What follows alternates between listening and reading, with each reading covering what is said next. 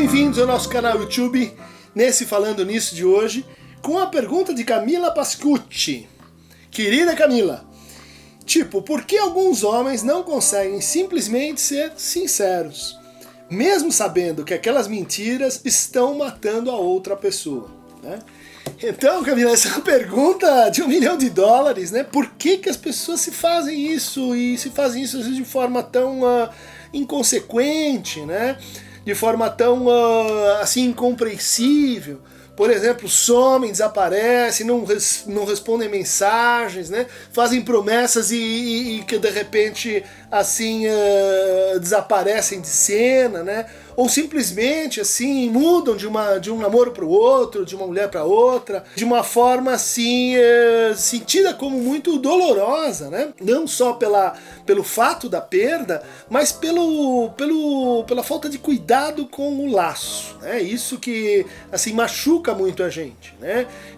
Falta de cuidado, portanto, com as palavras, né? Com esse processo de dizer, né? De dizer juntos, estou confuso, prefiro não, vamos dar um tempo, né? De se separar. Então, acho que a resposta mais primeira para isso é assim, as pessoas têm muito problema para se separar, elas têm muita dificuldade, e isso, vamos dizer assim, é transversal, né? A ponto do Lacan ter proposto assim, que a grande orientação do tratamento é para propiciar que nós consigamos nos separar, né? Separar do outro, das nossas figuras assim primárias de ligação, nos separar dos nossos ideais, dos nossos delírios amorosos, das nossas paixões. Separar é talvez a coisa mais difícil, que as pessoas realmente não são muito formadas para isso e não cultivam isso. Isso não é uma coisa que você vem no chip, sabe?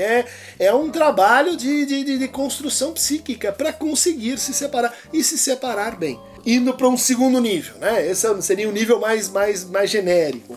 Um segundo nível de consideração diz respeito a tipos específicos dentro disso, né?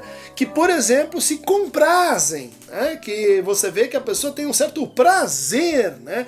Em despertar sentimentos no outro, cultivar sentimentos no outro ou na outra, para em seguida assim brincar ou gozar, né? Com a entrega amorosa do outro.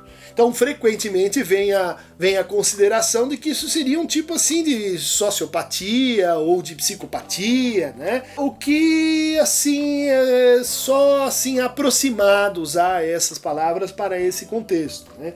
De fato, há um quadro que reúne tudo isso, chamado personalidade antissocial. E a personalidade antissocial, ela se caracteriza por uma repetida, né, um repetido padrão de transgressão da lei.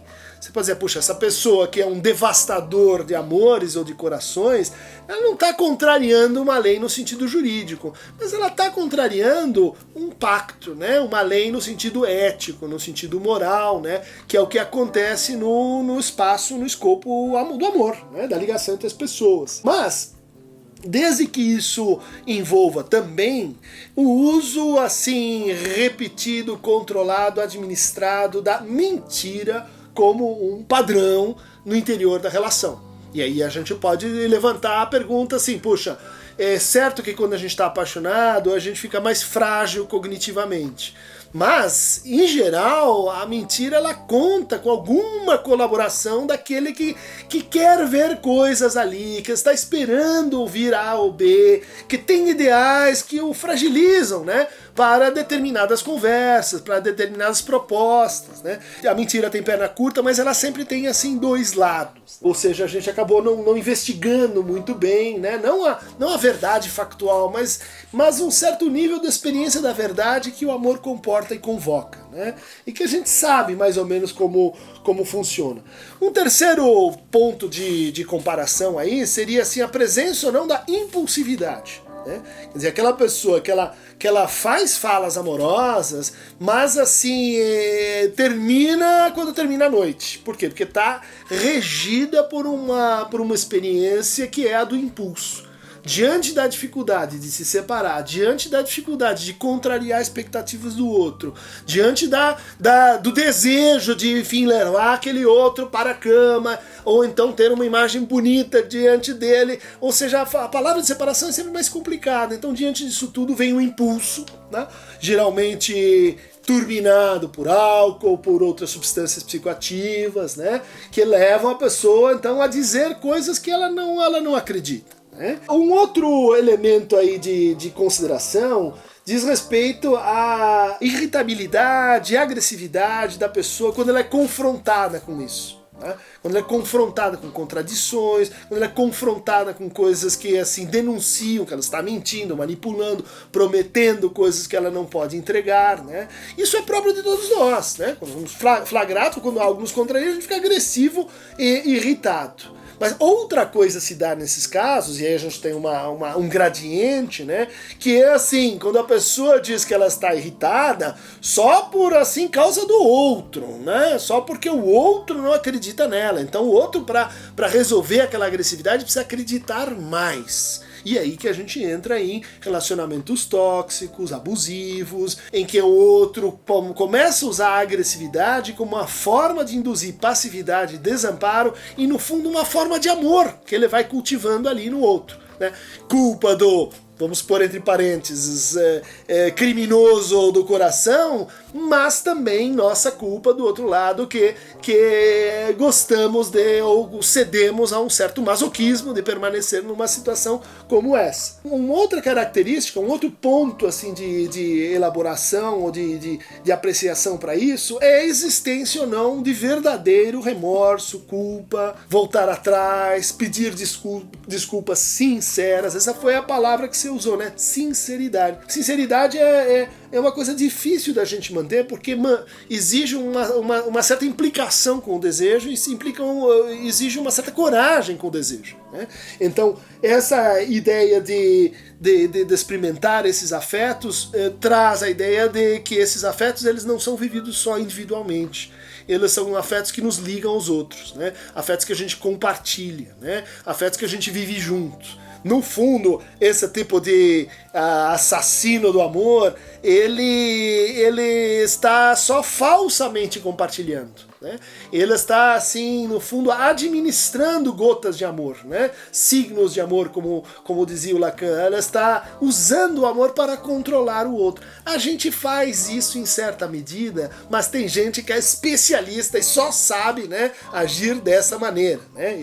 Ele está sozinho, né? Ele ama sozinho. E por isso que o outro sente que ele está amando sozinho também. Que o outro não me corresponde, que ele não está comigo, que ele é falso, mentiroso e etc. Ou seja, quando você começa a sentir esse amor solitário, ligue a lanterna amarela de que há algo que não vai bem. Finalmente, a gente tem ainda dois traços importantes, que é irresponsabilidade, né? E o sentimento, vamos dizer assim, de desqualificação em relação à segurança. São, em geral, pessoas que dizem assim, não vamos nos importar com os riscos do que estamos fazendo.